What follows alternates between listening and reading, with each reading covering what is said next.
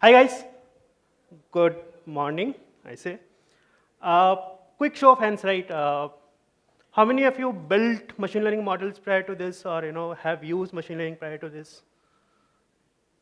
Great, great. And so today we'll be talking about machine learning and why machine learning needs extra security. We'll see certain security issues that are there inherent in machine learning or how we do machine learning today, right? So starting with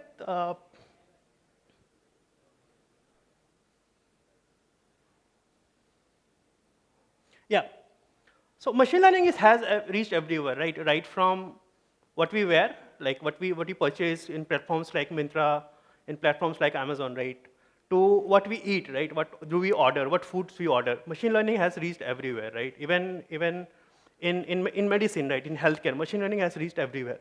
If you see at these numbers, right, the machine learning is growing very fast, right? By 2025, it is expected that the machine learning industry will reach 204 billion. Second, a lot of companies who were earlier very reluctant to do machine learning or were trying to build machine learning are now looking at how they can productionize it, how they can use it in production, right? How they can actually bring the things that teams are building to their consumers, right? And by stats, this is a report from Gartner which says, 75% of enterprises will start shifting from piloting machine learning to actually operationalizing it. And at the last, this is a report from Deloitte, which says they have surveyed, top industry leaders, AI leaders, and they said, right, 50% had said, they want to see, or they will see that, they'll use machine learning to transform their businesses in next 3 years. So why I'm quoting this here, right? Why we are talking about this? Because in machine learning, there are a lot of inherent security challenges. Security challenges are known, right? We know all of these security challenges in traditional software engineering or DevOps world, right? But security doesn't come to us naturally when we talk about machine learning, right? In the whole machine learning journey, right? If anyone say, right, what are the various steps we take right from, when we want to build a machine learning project? Can anyone mention them? 3 or 4 steps?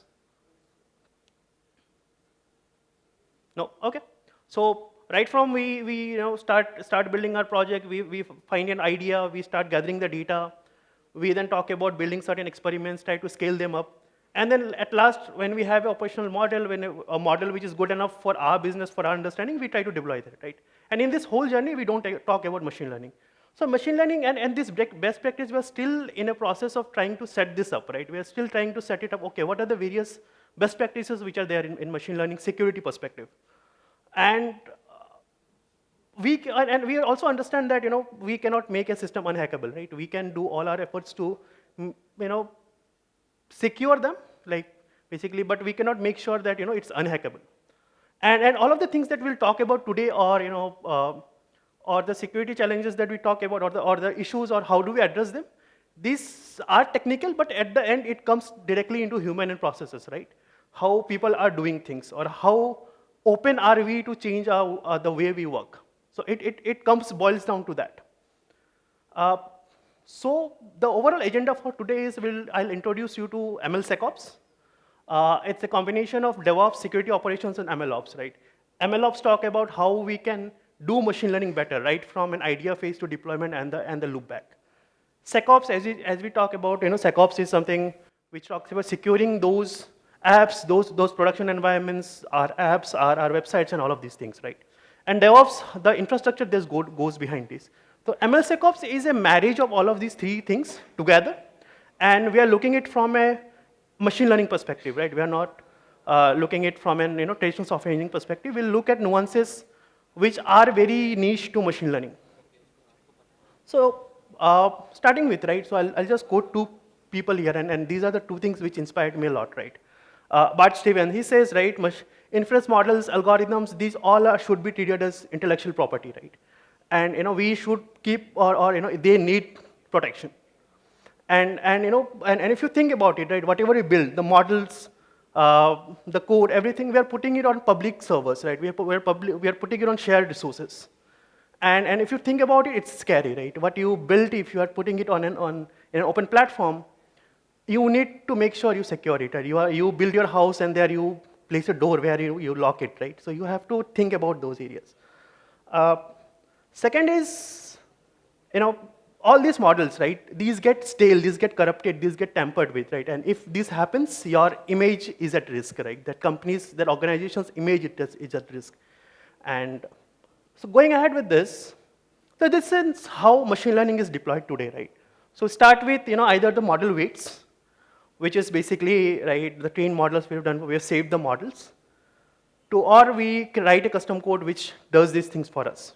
We then deploy it as a production microservice, and that microservice is all the clients which calls these microservices, right? And then, either via REST or gRPC APIs, we call them all the logs. We put them in Elasticsearch so that we can, go over those logs and maybe we can take actions on top of it. And we also save our model matrix, right? So that we can track of model scaling, if the scaling happens, if the model is performing as expected or not, right? And in the whole journey, if you see, and this standard diagram is everywhere in the internet, right? Nobody talks about machine learning, or sorry, nobody talks about security. Yeah, so this is the process of the whole machine learning journey, right? It starts from data cleaning, data ingestion, all the way to feature engineering, then the second step where we create the models, and the last is where we roll out, right? Either be it on edge or in cloud infrastructure. Then we talk about monitoring, logging, explainability part of things, and then we do final improvements, and this loop backs to the initial start, right? Can anyone say or point out where security actually comes in? Which are the things that we can secure? And I think the organizers have gifts for people who answer these questions. Yeah.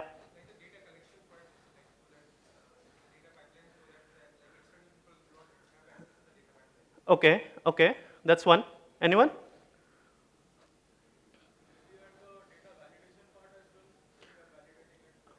Okay, data collection, data validation. Okay, logging and monitoring. Okay. Anyone else? Okay, keep a note of people who are answering. Yeah. Okay, so I'll just tell you, you are right, but you are not quite there. So all of the things that I have put on red actually needs security. Right, all of the steps need security. We'll look at each of the things, we'll see how they need security or what kind of security is required there. So these are certain, specific security risk areas, right? Right from, we all download models from the internet, GitHub, we download these model artifacts, and we start using them, thinking that some good person has trained this for me and I'll use it and complete my project. To accessing the model, how can we access, based on the model access, there are certain issues. There are code vulnerabilities that we'll talk about today.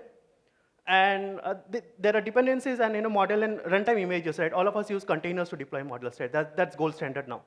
But what are the things that we can do on those containers to fix those issues? How many of us have downloaded a model from the internet and used it as it is? I see some shy hands there. But all of us, right? Be it pickled models, be it saved weights, H5 models, we have done that. I'll show you something which will scare you, okay? Let's start with training a model. So a simple scikit-learn model. Iris, the first hello world of machine learning, everyone has done that. We train a linear regression or logistic regression model here. And we do a model.fit, right? And this is the next step that we do. Import joblib, save the model. And if you look at this last segment, right, we talk about open a model and the print. Well, let's see what is there in that pickle file. So this is how the pickle file looks like. So it gives, if you just have a pickle file without any context, you can just open it and see. It shows it needs sklearn.model.logistic, which means it's a logistic regression model. It is a multi-class model. And these are the weights, I have trimmed it, so there are some missing components, but these are the weights that the model this script is trying to load, right? The weights of the model. And if there's a pickle file, how does Python understands that, I need to load this model as a logistic regression model, right? So this is the internal Python function. underscore underscore reduce, which is Python internally uses to understand or tell the compiler that, okay, this is a logistic regression model or not. What we're going to do is, we'll just do a simple code change there, which says if this function is called, I will pass os.system and this command. The command is basically environment and basically dump the environment into a pond.txt file, right? And I'm doing the same thing. I'm basically calling it joblib.dump and dumping the model, the same model. And then what I'm doing is I'm reading the model back. Now, as soon as I do that, as soon as I load the model back, the model is changed to this. Now, that model, that pickle file, contains a harmful or poison. This is called as a poison pickle, which stores this command. So whenever you will load this model, Python will internally run that export command and will dump your environment. Think about it, right? This code could be anything. It could be take all your password and send a mail to the attacker, right? It could be any other command. Just, let's say, it runs a command which deletes everything in your environment. It could be anything, right? So whenever you download a model from the internet, think about it twice. Right? Think about it, what its contents are. And this is how that pond text look like. So whenever I load the model, it creates this file on my, if you can just replicate this on your machine, you'll see the exact thing happening. And it just exported my Conda environment. And I could write a code which will take my, let's say, cloud access keys and just export it somewhere else. Right? And all major ML libraries are exposed to it. It's not just that sklearn is exposed. PyTorch internally uses pickle. TensorFlow uses it. And all of the major libraries are exposed of this vulnerability. So think of it twice when you start or download a model and start using it. And the best practice is, right, in your actual production environments, don't do it, right? Don't write a code which downloads the model and exposes it to the internet. Second is, so what can we do there, right? What can we do to secure it from our environments from it, right? So have a trust and discard mechanism. So to understand, have a trust and validation policy which says, right, which makes sure that whatever you are running on your environment, what the sources that you're getting this code from, the sources you're getting the models from are secured. The second area in machine learning is based on access to the models, right? And this is something called as an adversarial attacks. So if you have just an API which exposes a model, you don't know nothing about it. You can just keep on sending noise to it. And there are researches done where you can actually, based on the responses, you can actually get a hint of what data this model was trained on. Or you can at least understand, if I change, let's say, the noise from a sample to another sample, what changes the model behavior based on it. So here, if you see, this horse, the model predicts this horse image is horse. If I add certain noise to it, it predicts it as a dog. Right? So you don't need to get into the system if you just do a man-in-the-middle attack, get the payload, add your noise, and send it back. Your whole system will crash down, right? The model will not predict what it is supposed to do. The truck is predicted, automobile, dog is predicted, a horse. So this can happen, right? And the way to secure is basically secure our whole cloud infrastructure, wherever your model you're deploying, secure it, put it behind an VPN, authenticate who is accessing the model, right? Log everything. Authenticate who is accessing the model, which client is accessing, and have a role-based access control, right? So make sure that you know who is calling the model for, what client is using the model, and keep a log of everything. And you can then go back to the log and see, right, based on, let's say you have given an access to a certain client, but they are not calling the model, you can block them off, right? Or maybe you should have, let's say, how many API calls they can make. Right, how many times they can access the API, and based on that, have these security issues or security regulations implemented on your system. And this is a very recent, not recent, but it's a very good paper. And this is an attack where they were able to regenerate a large amount of data which was used to train the model. It's a language model there, and they've attacked the model from an adversarial attack perspective, and they were able to recreate the data it was used. Now think about it, if it is if that model used to work on PII data, right, your personal data, they could actually generate the data that you have trained the model, and that opens a lot more door on data security or identity type issues. Then there comes code vulnerability. So there are a lot of open source tools or the tools that GitHub and other vendors provide. So look at them, scan your code and see if there are any code vulnerabilities in your code, right? And mitigate those issues. And similar, right? So an older version of TensorFlow had this issue. So you can actually package any code as a model and ship it out. Right, so in this, they are exporting the password and saving as a H5 model file. And now you can give someone, say, hey, take this model, this is an object detection model. They'll load it, it will take their password, send it to you, and now you have all the access of that systems. The third is dependencies, right? We say, okay, my environment, I have done everything, my container needs scikit-learn to install. That's how we focus on, right? But what are the dependencies scikit-learn have? We never think about it, right? There could be a malicious attacker who just lists their pip package in that scikit-learn. So whenever you do a pip install scikit-learn on a production system, that poisoned library is also installed in your systems. So have a thorough check of what dependencies your model uses, what are their dependencies, right? And have a thorough check. Don't install anything just by don't trust anyone actually, right? And I'm just not saying this because I have to say, there are recent incidents that happen in the supply chain, right? The whole pipeline, there was a package which was infested by this, and a lot of production environment were exposed via this attack mechanism. So think about it: what you install, how you install, and why you install, right? Only install the packages that you need or are needed for the bare minimum that you need to run. Don't do a clean or global install of anything. And how can you save it, right? So avoid dynamically downloading or uploading packages. Don't just open a cloud instance, do a pip install there. Don't do that, right?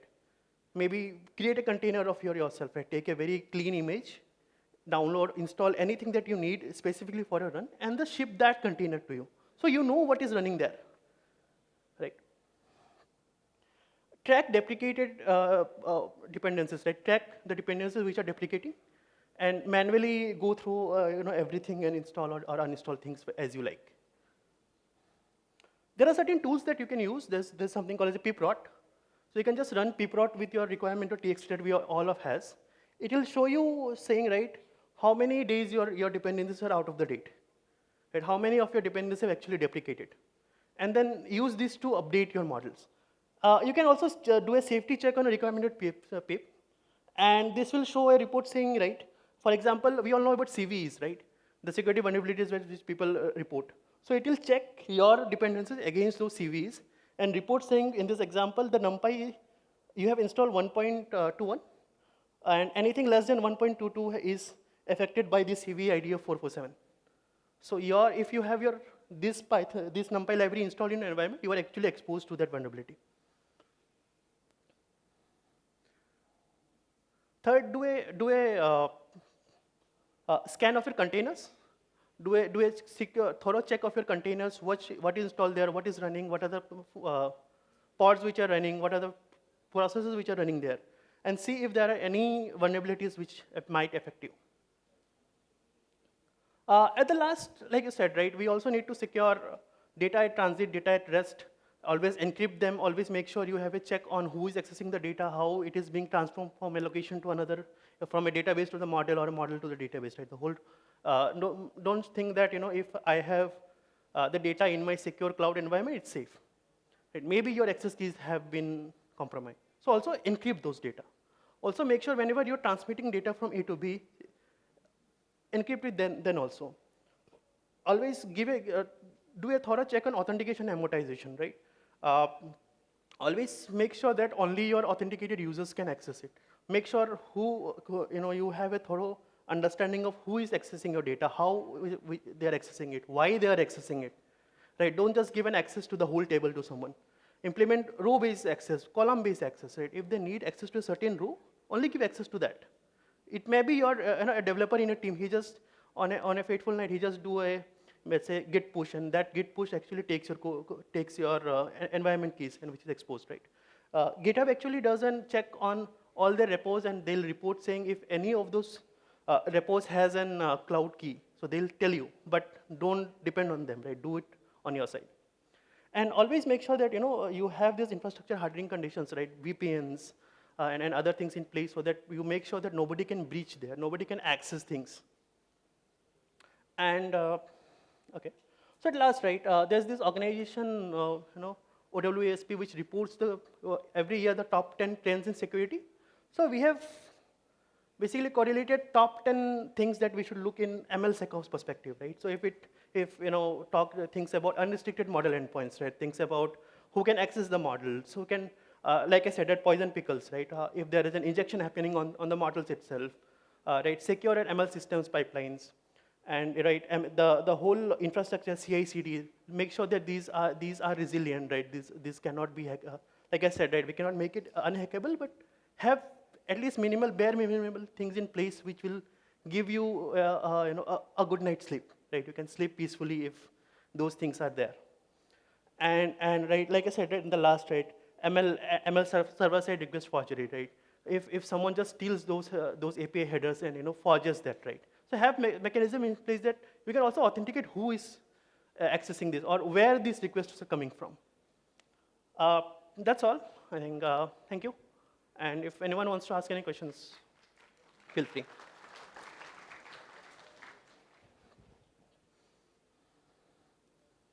Any questions?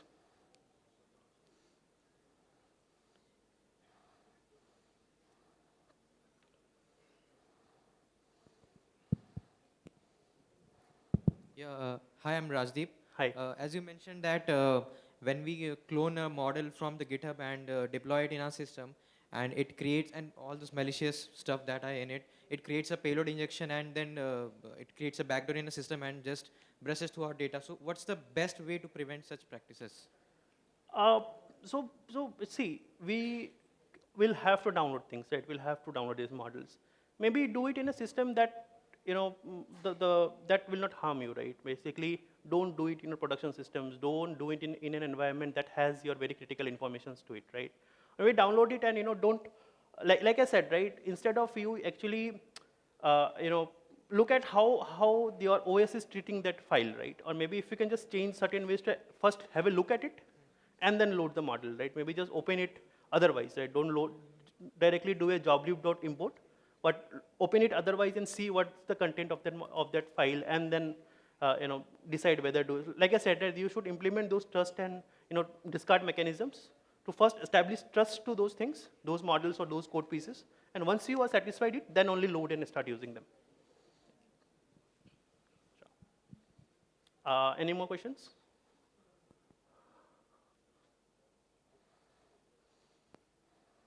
At the last.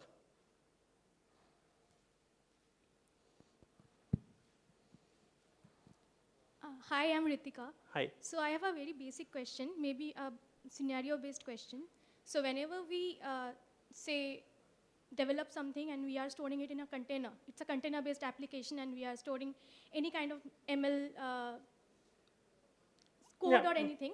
So we are installing some amount of libraries and libraries and other headers as well, which might get depreciated later on. But our container is running in production and we are not restarting it, or we are not checking on which on library got depreciated.